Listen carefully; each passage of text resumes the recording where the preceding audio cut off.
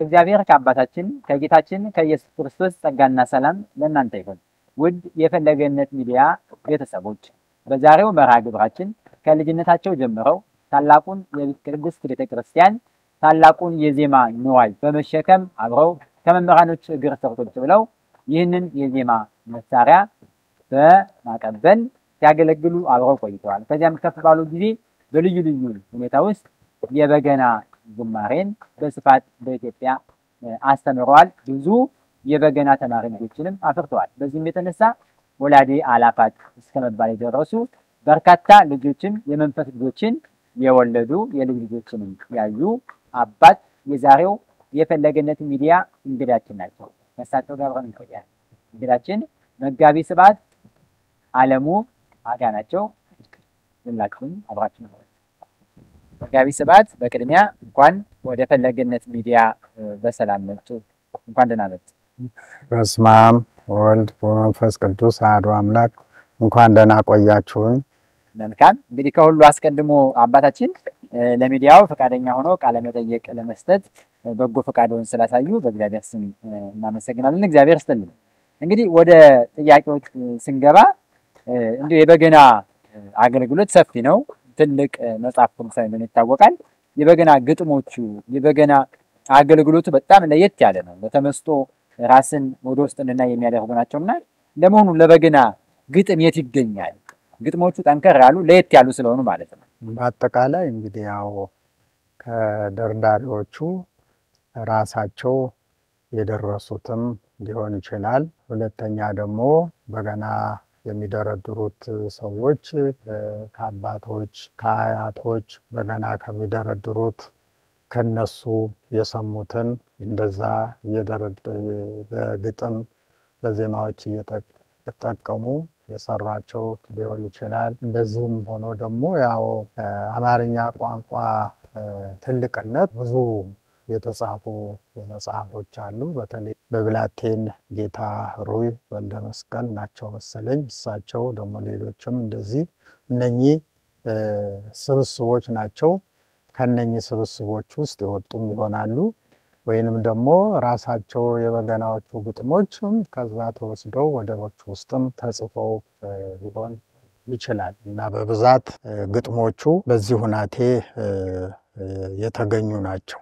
በተለይ የሰምና ወርቆቹ ማለት ነው። ምናልባት አባታችን አያይዘን በዚህ 1940 ላይ ይመስለኛል በ1940 ዓመተ ምህረት መላከ ፀሐይ አድማሱ የደረሱት የበገና ግጥም አለ።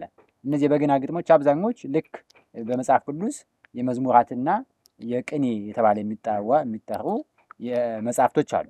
በውስጡ 8 ያካትቱ ማለት ነው። መዝሙረ ዳዊት፣ መጽሐፈ ኢዮብ፣ መጽሐፈ ምሳሌ ሰምና ወርቅ ቅኔ ናቸው።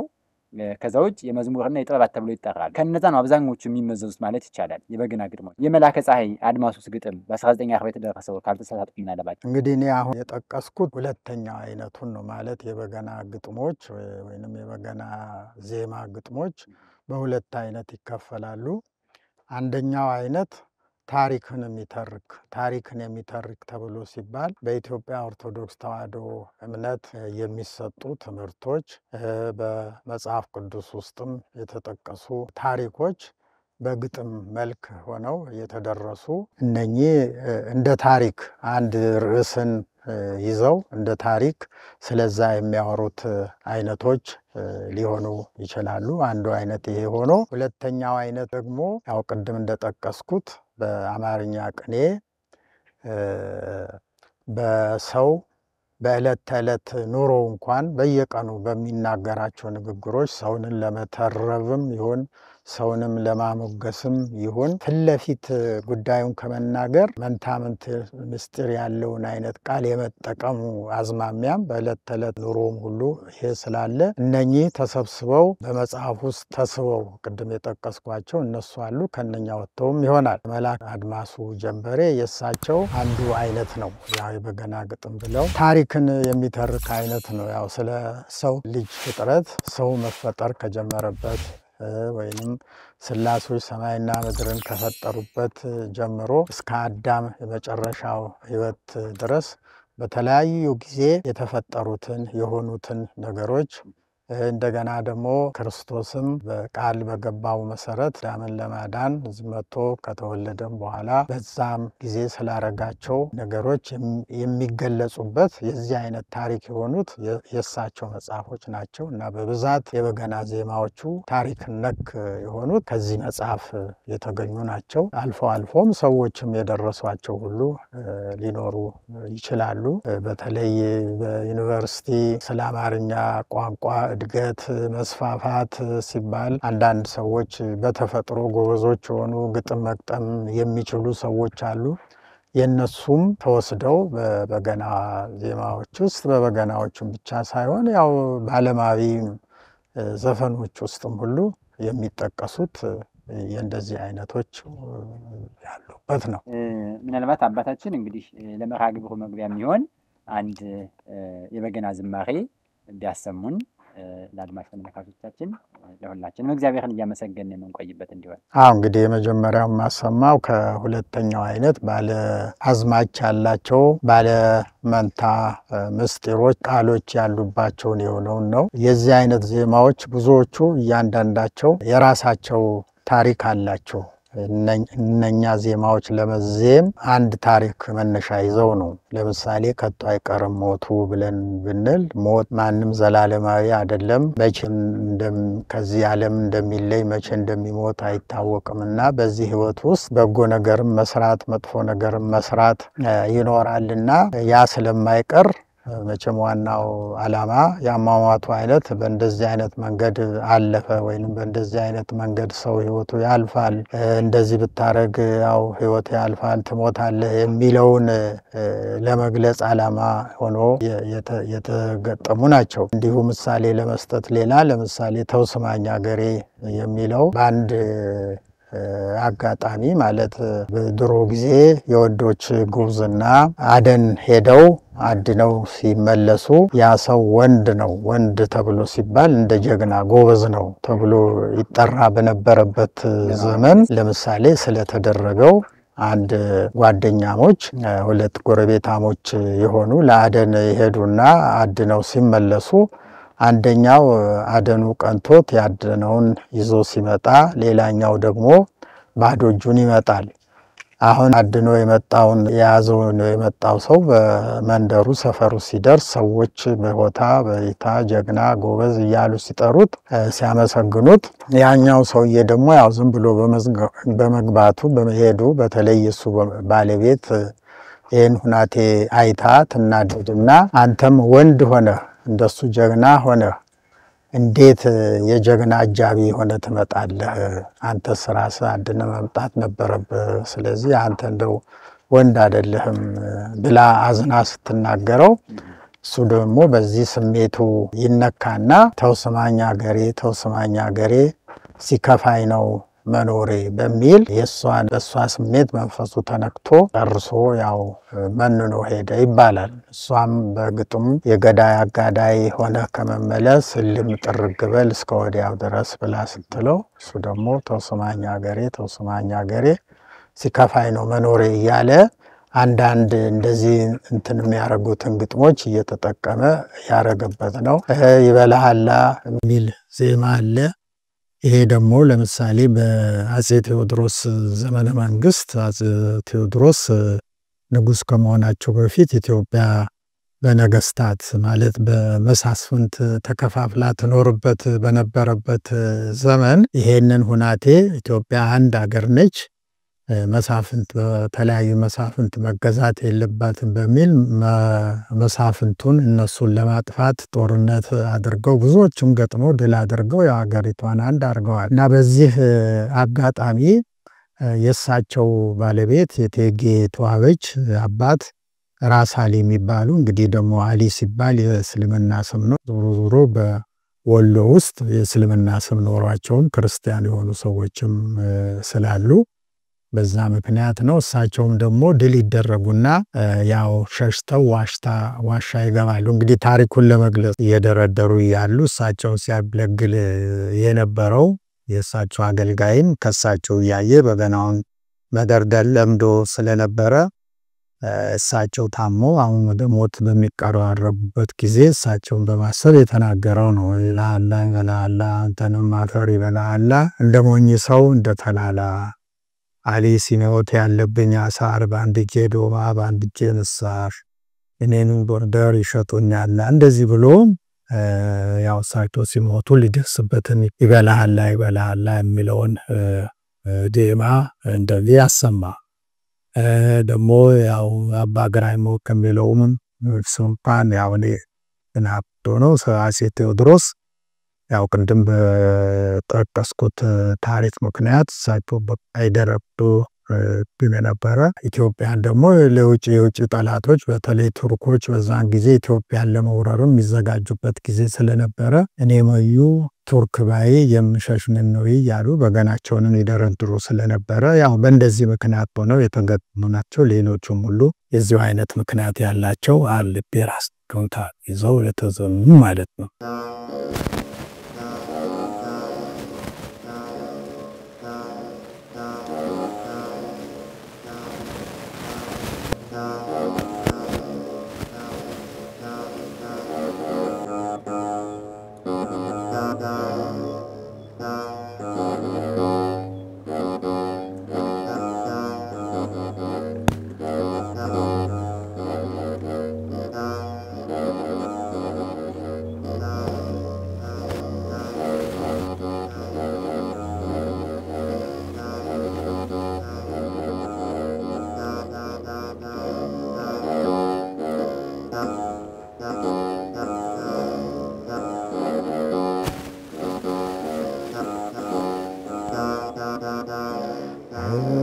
ከታይ ቀርሞት ምንም ቢታክቱ ከታይ ቀርሞቱን ምንም ቢታክቱ ምን ቢሰነብቱ ሞት ፊደል ተምሮን ያነባል ስንል ከታይ ቀርሞቱ ሞት ፊደል ተምሮን ያነባል ስንል እንኳን ሊያነብናን ገና ያግዛል ከታይ ቀርሞቱ እህል ታሟላሉን በእግሬ ልገስግስ ከታይ ቀርሞቱ እህል ታሟላሉን በእግሬ ልገስግስ ሞት የለውም ወይ በቅሎም አስቲደርስ ከታይ ቀርሞቱ እኔን መስሎኝ ነበር ድሃ ነው ደካሚ ከታይ ቀርሞቱ እኔን መስሎኝ ነበር ድሃ ነው ደካሚ ለካስ ሁሉም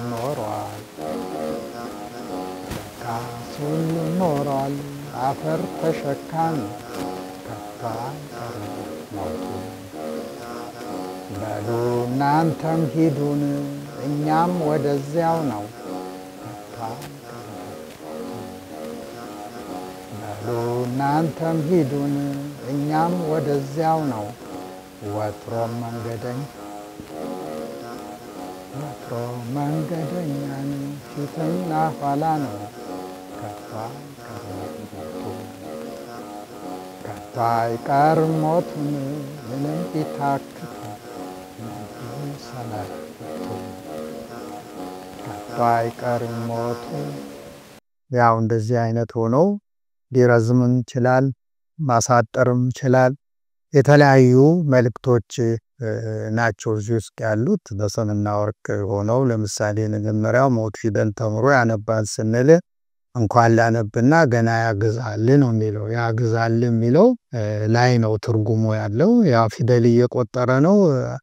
ቆጠራውን ሳይጨርስ ሀግዝ ሁጋይል ሁለተኛ ፊደል መቁጠር ሀሁ ተብሎ ሀግዝ ሁጋይል እንደሚባለው አይነት ሆኖ እዛ ላይ ብቻ ነው ያለው ነው የሚለው። ፊት ለፊት ትርጉሙ ግን ገና ያግዛል የሚለው ላይ ያው ሰውን ገደለ እያጋዘ እየሰበሰበ እየሄደ ነው ለማለት ነው። ሞት ቢያረጋል ነው። እንደገና እህል ታሟላሉ በእግሬ ልገስግስ ሞት የለውም ወይ በቅሎም እስኪደርስ ይላል።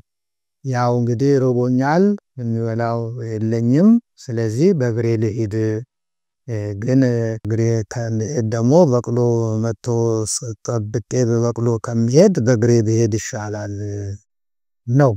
በበቅሎ ከመሄድ በቅሎ መጥቶልኝ ከመሄድ በእግሬ ብሄድ ይሻላል ነው የሚለው ፊት ለፊቱ። ግን በቅሎማ እስኪደርስ የሚለው ያው እህል የለም የተዘራው የለም ገና እሱ በቅሎ አድጎ እስከሚደርስ ድረስ እንጎዳለሁ ነው ምስጢሩ ያለው በቅሎ የሚለው ላይ እና እንደዚህ ያሉ ሌሎችም የዚሁ አይነት ትርጉም አላቸው። የተለያዩትን በመጠቀም እንደዚህ አይነት ዜማዎች ናቸው አንደኛው አይነት ማለት ነው።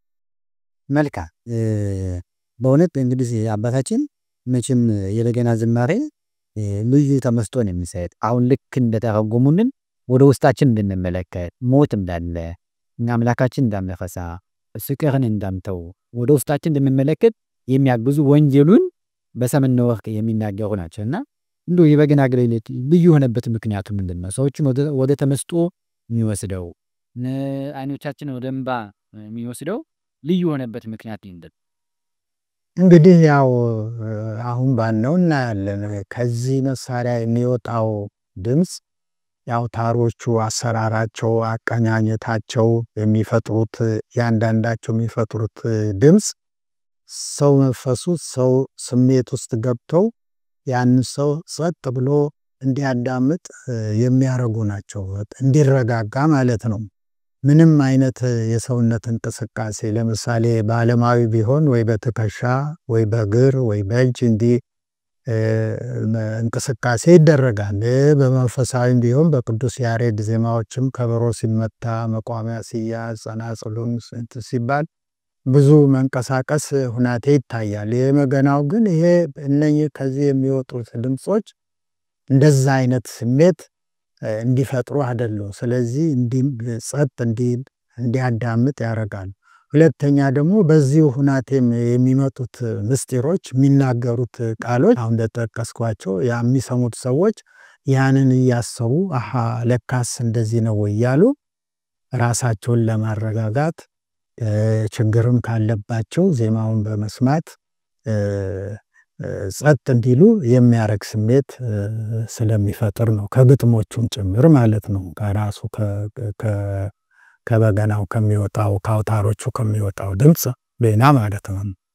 ከድምፁ በተጨማሪ የግጥሞቹ ብስለት ሰምና ወርቅ መሆናቸው ያደርጋቸዋል። አዎ መልካም እንደው በዚሁ አባታችን ያው እንግዲህ መቼስ የበገና ዝማሬን ስናስብ አሁን ያዝነውን የዐቢይ ጾም ጋር አብሮ የሚካተት ነው።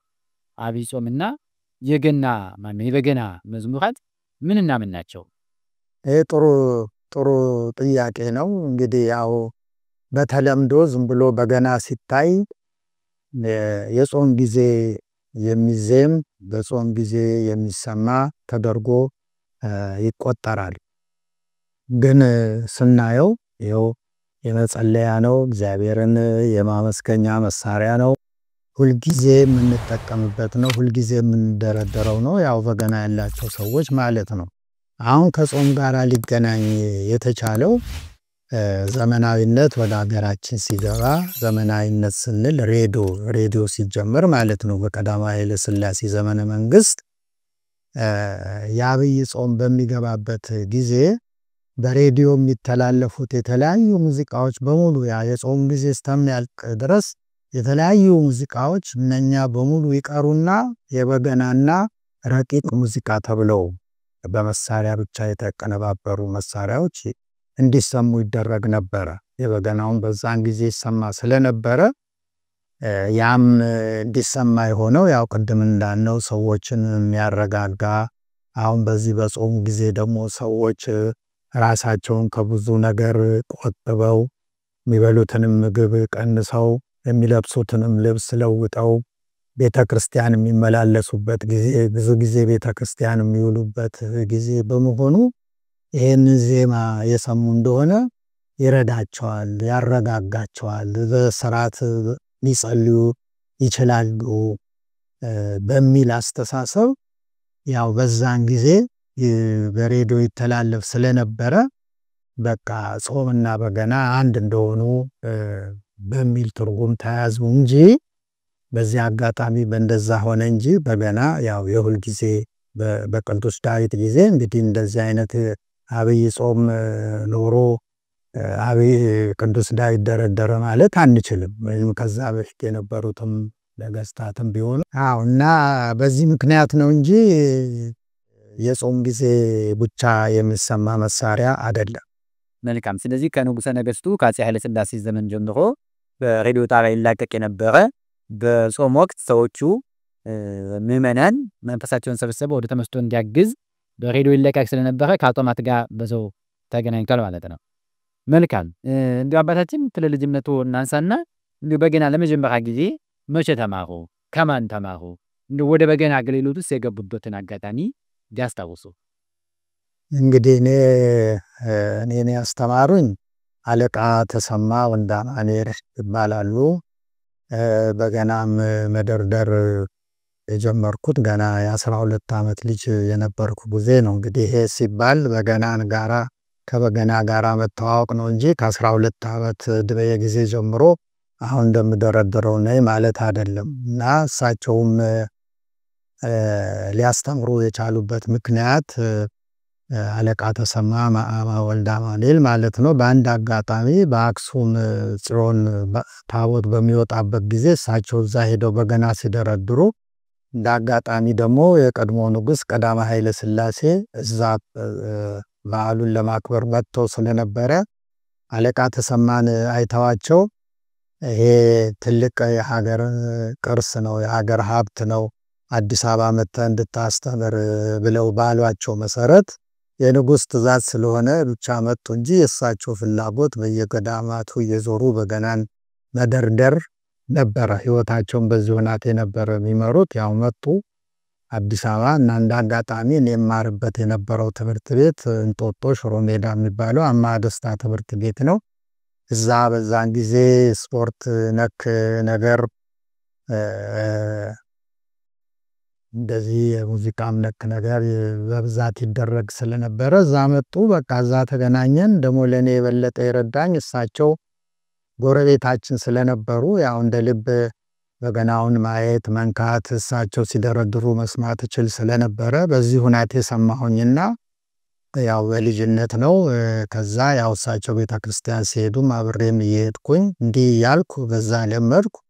ከዛ በኋላ ያው እንደው ማየት መደርደር ነው እንጂ እሳቸው የያዙት እንትን ማለት ነው እንጂ እኔ የራሴ በገና ኖሮኝ እንደዛ የማድረግ ነገር አይደለም። እና ያው ትምህርት አለ በዚህ ላይ የቀለም ትምህርቱ ማለት ነው። የአንደኛ ደረጃ ትምህርቴን አምሃ ደስታ፣ ከዛ ሁለተኛ ደረጃ ተፈሪ መኮንን፣ ከዛ ጨርሼ ደግሞ ቀዳማዊ ኃይለ ሥላሴ ዩኒቨርሲቲን ሁሉ ገብቼ ይሄን እስከምጨርስ ድረስ ያው የበገናው ነገር አልፎ አልፎ ነበረ በእኔ ላይ እንጂ አሁን እንዳረኩት አይነት ነገር የለም። ያው በዛን ጊዜም ቢሆን አልፎ አልፎ በቤታቸው በገና ያላቸው ሰዎች ጋር እዛም እየሄድኩም እየሰማሁ እንዲሁ አጋጣሚ ሲፈጠር ማለት ነው።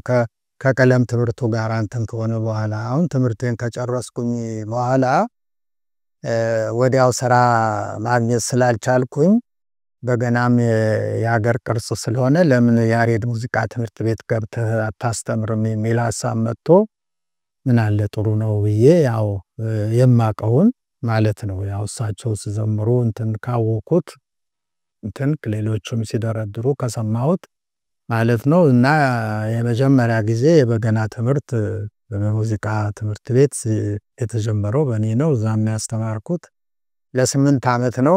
እስከዚህም እንደው ብዙም ያሰኝ አይደሉም። በጣም አነስተኛ ተማሪዎች ናቸው። ለምን በብዛት ተማሪዎቹ የሚያተኩሩት የነበረው በውጭ ሀገር መሳሪያዎች ላይ ነበረ እና እዛ ለ8 ዓመት ነው። 5ቱን ዓመት በቀዳማዊ ኃይለ ሥላሴ ጊዜ፣ 3ቱን ዓመት ደግሞ በደርግ ጊዜ። ደርግ ማለት የወታደራዊ መንግስት ነው እና እዛ ደግሞ የወታደራዊ መንግስት ያው ጸረ ሃይማኖት በመሆኑ ሃይማኖት ነክ የሆኑ ነገሮች የማይፈቀዱበት ጊዜ ስለነበረ የበገናውም አብዮታዊ መዝሙር እየዘመራችሁ እንደዚህ የሚል ትእዛዝ ስለመጣ እኔ ከባህሉ ከደምዱ ከደንቡ ከልምዱ ውጪ አልሰራም ብዬ አላስተምርም ብዬ ያው 8 ዓመት እዛ እንትን ካልኩ ተውኩ።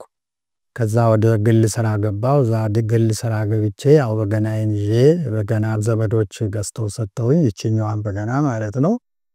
እዛ ሱቅ ውስጥ ሲመለከቱ ሰዎች ይህን ሲያዩ እንዴ በገናም አለ ወይ እያሉ በገና ቤታቸው ያለ ወይ በገና የተበላሸባቸው ሰዎች እንደዚሁም በገና የሚሰሩ አቶ ስዩም መንግስቱ የሚባሉ ለምሳሌ እሳቸውም በገና መስራት ይችሉ ነበርና ጥሩ አጋጣሚ ሆኖ ያው እሳቸውም በየጊዜው እዛ እየመጡ ሰዎችም እንደዚህ እያዩ ያው የማስተማሩም ነገር በዚህ ተጀመረ ማለት ነው እንጂ እኔ ድሮ ሰማሁት አየሁት እንደው ደስ አለኝ እንጂ ወደፊት አሁን የደረስኩበት ደርሳለሁ በሚል አስተሳሰብ አልነበረም። እንግዲህ እግዚአብሔር ሰውን ምክንያት ያደርጋል። ያው የሌሎችንም በመስማት ግጥሞችንም በመሰብሰብም በማለት ደርደራውንም ከስራው ጋር እንደዚህ ያረኩ መማር የሚፈልጉትንም እያስተማርኩ አንዳንድ ሰው ነበር ማስተምረው። እንደገና እነኝም እየበረከቱ ሲሄዱ እኔ ያስተማርኳቸው አስተማሪ የሆኑ እንደገና እነሱም ያስተምሯቸው ሌሎችን እያስተማሩ ያው አሁን በገናው የደረሰበት ደረጃ ለመድረስ ቻለ ማለት ነው። እና እንዲህ ይሆናል እንደዚህ ይመጣል የሚል ድሮ ዓላማም እንዲህም አይነት ሐሳብም ኖሮኝ አልነበረም። መልካም ውድ የፈለገ ገነት ሚዲያ ተመልካቾቻችን ቤተሰቦች በሙሉ እንግዲህ የዛሬው መርሃ ግብር ከብጃጃችሁ ያላችሁት ለመጋቢ ስብሐት ዓለሙ አጋ የበገና አባት ለረጅም ጊዜ ለበገና መምህር ሆነው ያስተማሩ የበገና ብዙ ልጆችን ያስተማሩ አባታችን ናቸው። እንግዲህ ይህንን ቃለ መጠይቅ በበገና ዝማሬ እያዋዛን እንቀጥላለን ቀሪ ጨዋታችን ማለት ነው። መጋቢ ምናልባት አንድ ዝማሬ ይጋብዙና ብንሰማ እግዚአብሔርን ብናመሰግን በዝማሬ እንግዲህ ያው ቅድም ምናልባት ገልጬ ይሆናል ዜማዎቹ አይነት ሁለት አይነቶች ናቸው። አንደኛው አይነት ታሪክ የሚተርኩ ብዬ ያልኳቸው በመልአከ ብርሃን አድማሱ ጀንበሬ መጽሐፍ ውስጥ የተጻፉት አይነቶች፣ ሁለተኛው አይነት ደግሞ ቅድም ያዘንኩት በሰምና ወርቅ በአማርኛ ቅኔ የተገጠሙ አይነቶች ከሆኑት ያው ከቶ አይቀርም ሞቱ አሰምቻለሁ። ከዚህኛው ደግሞ ያው አባታችን ሆይ የሚለውን ማለት ነው። አቡነ ዘበሰማያት ይሄ ዋና ጸሎታችን በበገናም ብቻ ሳይሆን ያው ዕለት ተዕለት በብዛት በቀን የምንጸልይበት በቤታችን ስንሆን በራሳችን ከቤታችን ውጭ ስንሆን ቤተክርስቲያንን ስንሄድ በቅዳሴ ጊዜ ነው ሁሉ በብዛት አቡነ ዘበሰማያት የሚባል ስለሆነ እሱን አዜማለሁ።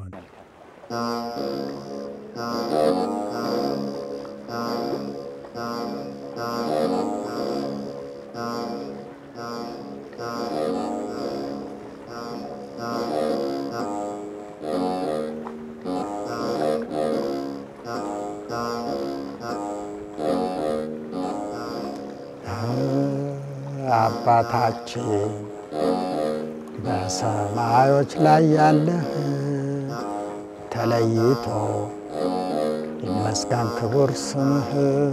መንግሥትህ የምንፈልጋት ከጥንቱ በልጅነት ትምጣት ሰጠና ቤቱ። ፈቃድህም ይህ እንዲደረግ ይሁን በሰማይም ሞተን ተነስተን ከዳይን እንድንኖር ምስጋና ምግብ ሆኖን ዛሬም በምድር በሥጋ ሕይወት ሳለን ምግባችንን በየዕለቱ አውቀን ስጠን። ይቅር በለን የበደልንህም ቢኖር ወንድማችን የበደለንም ነገር እንዳቅማችን እኛም እንድንል ይቅር በገሃነም በክፉ ሁሉ መዓት አትጣለን አድነን እንጂ ከሞት። ይህችን መንግሥት የማያገኛት ሕልፈት ጌትነትም ካህሊነትም ክብርም ናቸውና ያንተ ገንዘቦች ሁሉም ለዓለም ወለዓለመ ዓለም አሜን። የተላከ ቅዱስ ገብርኤል ከጌታ ሰላም ለኪ ብሎ በሰጠሽ ሰላምታ እኔ ባሪያሽ ልብሴን ስታጠቅ ስፈታ ሰላም ልልሽ ይገባኛል ጧት ማታ።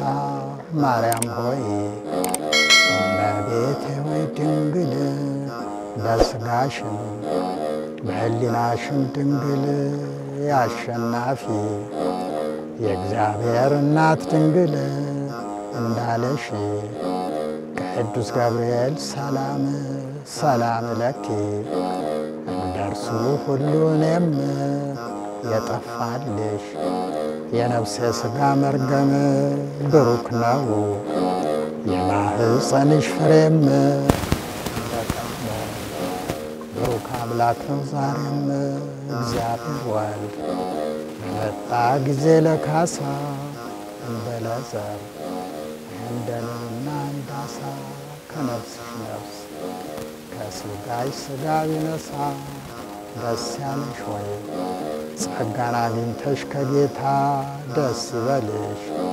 በማቀርብልሽ ሰላምታ ለምኝልን ሳትሰለች ጧት ማታ ውድ ልጅሽ እንዲያደርግልን ይቅርታ ይቅር ብሎ ኃጢአታችንን ሁሉን እንዲያድነን ባንቺ ተማጽነናለን። መልካም ቃለ ሕይወት ያሰማልን፣ ዝማሬ መላእክት ያሰማልን አባታችን። እንዲሁ ከዚሁ ዝማሬ ተያይዞ የበገና አገልግሎት ዝማሬው ፈውሰ ነፍስ ፈውሰ ሥጋም እንደሆነ ይታወቃል። በተለይ ፈውሰ ነፍስነቱ ምንም የሚያጠያይቅ አይደለም። በመጽሐፍም የተጻፈ ያየነው ያነበብነው ነው። አሁን በአንዳንድ አጋጣሚዎች ወደ ሆስፒታል የወሰዱት ልጆች አሉ። በሽተኞች ለታመሙ ፈውሰ ሥጋ ለገጠማቸው ምዕመናን ወገኖቻችን በገና እየደረደሩ ካለባቸው መንፈስ ጭንቀት፣ ከበሽታ ሞት ታመሙ ከማቃተት ወጥተው ወደ ተሻለ የማገገም እንዲገቡ ሲያደርጉ ተመልክተናል። እና ይሄ የበገና አገልግሎት ፈውሰ ሥጋ ፈውሰ ነፍስነቱ አልፎ ወደ ፈውሰ ሥጋ በተለይም ደግሞ ወደ ሜዲሲኑ ወይም ደግሞ ወደ ሕክምናው እንዲገባ ምን ማድረግ አለበት ይላል? የሕክምና አገልግሎት መስጠት ይችላል። እንግዲህ መቼም ሕክምና ሲባል ሰው ታመመ ብሎ ራስ ምታትም ሆነ ከባድ ህመምም ሆነ ሲኖረው ያው ሐኪም ቤት ሄዶ ሐኪም እዛ ኖሮ ሐኪም በሚሰጠው ሁናቴ ላመመው ነገር በሚሰጠው መድኃኒት ያው ፈውስ አግኝቶ እንዲመለስ ይችላል። በገናውም እኮ እንግዲህ በግድ እንደ ሕክምና ቦታ ተዘጋጅቶለት እዛ የመንፈስ ጭንቀት ያለው ሰው መጥቶ እዛ እያዳመጠ ይፈወስ ማለት ሁናቴ የለም። ራሱ እኮ የትም ሆኖ በቤትም ሆኖ በቤተ ክርስቲያንም ሆኖ ለብቻውም ሆኖ ይህንን የበገናውን ዜማዎች በሚሰማበት ጊዜ ካለበት ጭንቀት ካለበት ችግር ሁሉ ይፈወሳል። እንደው ሐኪሞች እንደሚያረጉት በጆሮ ላይ በልብ ላይ ሄዶ እንዲህ የማረጉ ሁናቴ ለዚህ መሳሪያ የሚያስፈልግ አይደለም። ማዳመጥ፣ መስማት፣ መረጋጋት፣ በመረጋጋት ካለ ጭንቀት መወገድ ማለት ነው። ወዲያው ባይሆንም ያው ቀስ ቀስ እየተባለ ማለት ነው። እና ለዚህ ደግሞ ምክንያቱ ለምሳሌ እኔ ካስተማርኳቸው መካከል አንዱ የቤልጅየም ሀገር ተወላጅ የሆነች ስቴፋኒ የምትባል ሚዚኮሎጂስት ነበረች። ሚዚኮሎጂስት ማለት ስለ ሙዚቃነት ሙዚቃ ምን እንደሆነ ምርምር የምታረግ ሰው ማለት ነው። እና እንደ አጋጣሚ እኔ እዛ እነሱ ሀገር ሄጄ በገና ሳሰማ ይሄን ሰምታ እንዴት ነው ይሄ እንደዚህ ሊሆን የቻለበት በሚል የሰው መንፈስ እንዲህ ሊያረጋጋ የቻለበት ምክንያት ምንድን ነው? ከሌሎች መሳሪያዎች የተለየ ምን ነገር ቢኖረው ነው በሚል ምርምር ላደርግ ብላ መጣ። 2 ዓመት እዚህ ቆይታ 2 ዓመት ተብሎ ሲባል ለሁለቱን ዓመት እንደው እዚህ ኖረች ማለት ሳይሆን እየሄደች እየተመላለሰች በገናን የሚመለከት ምርምር እያረገች ሰዎች እየጠየቀች እየተረዳች ከዛ በመጨረሻ ያው ሀገሯ ስትሄድ የበገናውን ድምጾች የንዝረቱን መጠን ከንዝረቱ መሆን አለበት ይሄ ያው እዚህ ድዝ ጠዝ የሚል ነገር እየተሰማ ነው። ያው ሌሎችም መሳሪያዎችም ቢሆኑ ዜማ ተፈጥሮ ሰው የሚደሰትባቸው ያው ከሚወጣው ከመሳሪያው ከንዝረቱ ነው።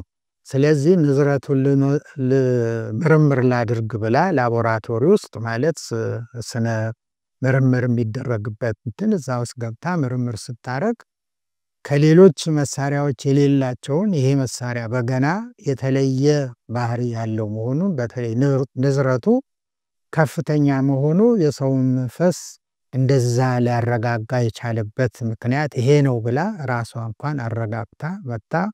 በዚህ ሳቢያ ያው ላረገችው ምርምር ከፍተኛ ተቀባይነት አግኝቶ በአገሯ ማለት ነው ዶክተር ሆና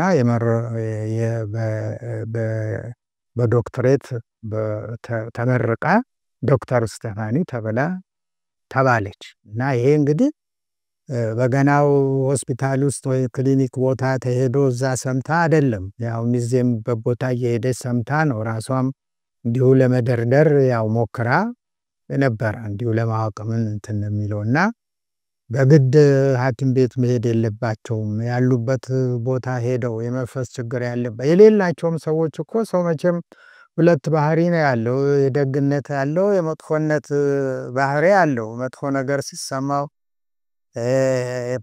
ምናልባት በገናውን ቢያዳምጥ ሊረጋጋ ይችላል። ደስ ሲለውም ደግሞ በገናውን ሲሰማ መንፈሱ የተሻለ እርከት ውስጥ ገብቶ ደስ ሁናቴ መንፈሱን ሊያረጋጋውና ጥሩ እንዲሆን ሊያረግ ይችላል። ስለዚህ በግድ ሕክምና ቦታ እንደ ሕክምና መሳሪያ ተወስዶ ተቀምጦ መሰራት የለበትም ማለት ነው። ያው ራሱ ባለበት ቦታ ምርምሩን፣ ጤናውን፣ መረጋጋቱን የሚሰጥ መሳሪያ ስለሆነ ማለት ነው። መልካም። እንዲሁ አሁን ካነሱት ታሪክ ጋራ በተለይ ቤልጅየማዊት ዶክተር ስቴፋኒ ያሏት እህታችን እንግዲህ ከፍተኛ የሆነ ጥናት አደርጋበታለች። ሌሎችም በርካታ ሰዎች በበገና ጥንቱን ሁሉ ያጠናሉ። በተባለውም እንዲህ አይነት ለተመስጦ የሚዳረግበት ምክንያቶች ምንድናቸው የሚሉ የተለያዩ ጥናቶች ሲያደርጉ እንመለከታለን። እና እንዲሁ ከዚህ ጋር አያይዤ የበገና አገልግሎት በኢትዮጵያ መቼ ተጀመረ? ወይ ጥንተ በገና ምንድን ነው በኢትዮጵያ? እንግዲህ ያው የበገናው መሰረት ቅዱስ ዳዊት ነው። ቅዱስ ዳዊት ቅዱስ ከመባሉ በፊት እግዚአብሔር መርጦት ልበ አምላክ ሁሉ ተብሎ 7 ሀብታት ሁሉ ከእግዚአብሔር ተሰጥቶት ከልጅነቱ ከቤተሰቡ ካሉት ልጆች የመጨረሻው እሱ ሆኖ አነስተኛው ልጅ ሆኖ የበግ ጠባቂ እረኛ ነበረ። ከዛ ተመርጦ ነው እንግዲህ እግዚአብሔር መርጦት ከነኚህ 7 ሀብታት ውስጥ በገናን መስራት፣ በበገና ማዜም እንደዚህ ሁሉ በበገና ሰውን የመፈወስ ኃይል ሁሉ እነኚህ ሰጥተውት በሱ ተጀመረ። እና እሱ የጀመረው ያው መንፈስ የሚያረጋጋ መሆኑም ሁሉ በዚህ የታወቀው በልጅነቱ እሱ በነበረበት ጊዜ የእስራኤል ንጉሥ የነበረው ንጉሥ ሳኦል አሁንም ማሰማው የዳዊት ልበ አምላክ የበገናው ምስጢር የሚለው ነው። ያው በገናው በቅዱስ ዳዊት ምክንያት እንደተቀደሰ ስለሚቆጠር የተለያዩት የበገና ክፍሎች ስለተሰጣቸው ምስጢራዊ ሃይማኖታዊ ስሞች የሚገልጸውን ዜማ ነው ማሰማው። በዚህም ራሱ በገና ሲታይ ትምህርት ነው ተብሎ ነው የሚባለው። እና እነኚህ የበገና ክፍሎች ለምሳሌ እነኚህ ምሰሶዎች ይባላሉ። እነኚህ አውታሮች ይባላሉ። 10 ናቸው። እነኚህ እንዚራዎች ይባላሉ። ይሄ ብርኩማ ይባላል፣ ትንሽ ወንበር የሚመስል ይሄ እንዚራ ተብሎ ይጠራል። መግረፊያ ነው። ይሄ ራሱ የድምፅ ሳጥኑ አለ፣ በቆዳ የተሸፈነ ነው። ይሄ ማፈኛ ነው። ወደ ላይ ስንወጣ እነኚህ መቃኛ ይባላሉ። ይሄ እንደዚህ ወደ ጎን ሄደው አውታሮቹ የታሰሩበት ጋደም ይባላሉ። እነኚህ ዋና ዋናዎቹ ክፍሎች ሆነው እያንዳንዳቸው ስለተሰጣቸው ምስጢራዊ ስሞች የሚገልጸውን ማለት ነው። እና በገና እንዲሁ ዝም ብሎ ተራ የዜማ መሳሪያ አለመሆኑን መንፈሳዊ ምስጢር ያላቸውን ስሞች የያዘ መሆኑን የሚያስረዳ ነው።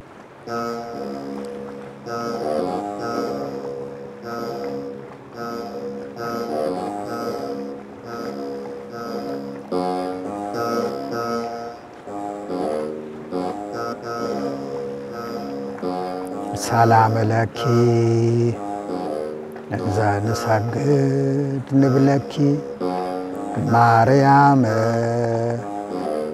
እምነ በንታና እምኪ ወኢያቄም ዘምስለ ዳዊት አቡኪ ሳሊ ለነ ሀበ ክርስቶስ ወልድኪ ታብየ ለእግዚእ ነፍስየ ያጸግባ ወያለብሳ ፀሐየ ውዳሴሽን እናገራለሁ በዜና ላመነሽ ለወደደሽ ሰው በበገና ይገኛል አሉ ትምህርት በአስሩ ጅማት 10ቱ ቃላት ኦሪት ድምፀ ቃሉ ደስ የሚያሰኘው ለሁሉ ተመራምሮ ለደረሰበት ሰው ሁሉ ጣቶቹ ግን የዚህ 10ሩ ጅማት የኤርምያስ የ10ቱ ነቢያት አይነት ጋድሙ ግና ከሁሉ በላይ ያለው እግዚአብሔር አብ አሃዜ ኩሉ ዓለም ነው። ምሰሶው በስተቀኝ በኩል ያለው መላከ ምክሩ ሚካኤል ሊቀ መላእክት ነው። ምሰሶው በስተግራ በኩል ያለው ብስራታዊ ገብርኤል ሊቀ መላእክት ነው። ማፈኛው ግን የ10ሩ አውታር በሚል መስሎታል።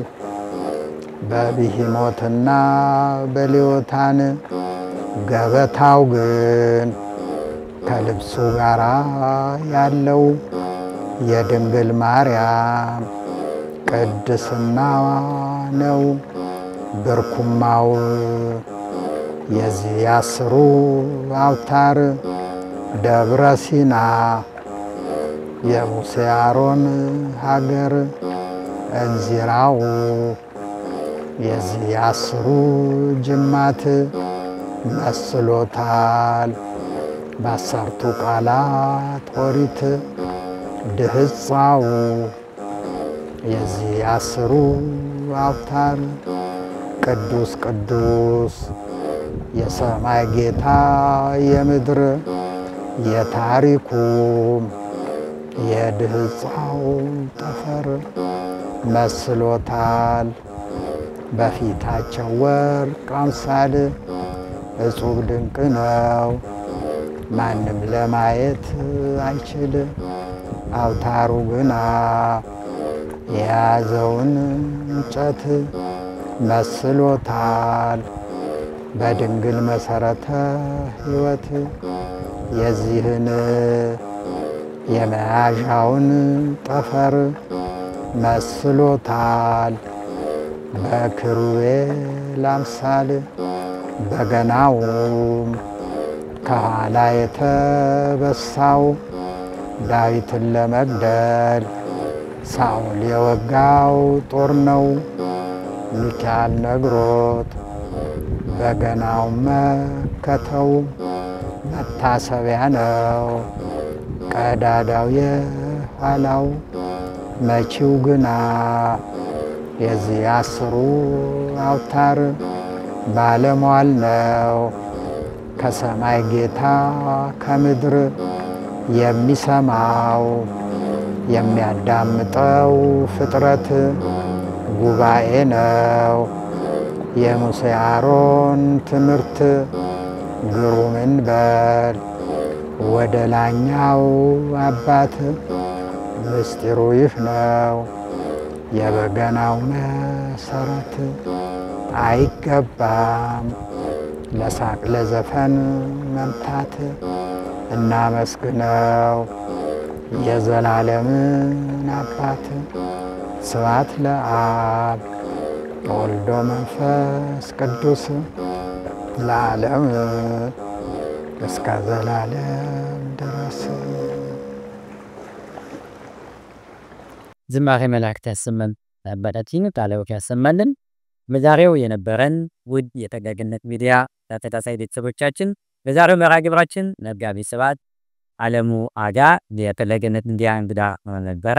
እስከ መርሃ ግብራችን ፍጻሜ አብራችሁ ስለቆያችሁ በሕያው እግዚአብሔር ስም እናመሰግናለን። ጤና ይስጥልን።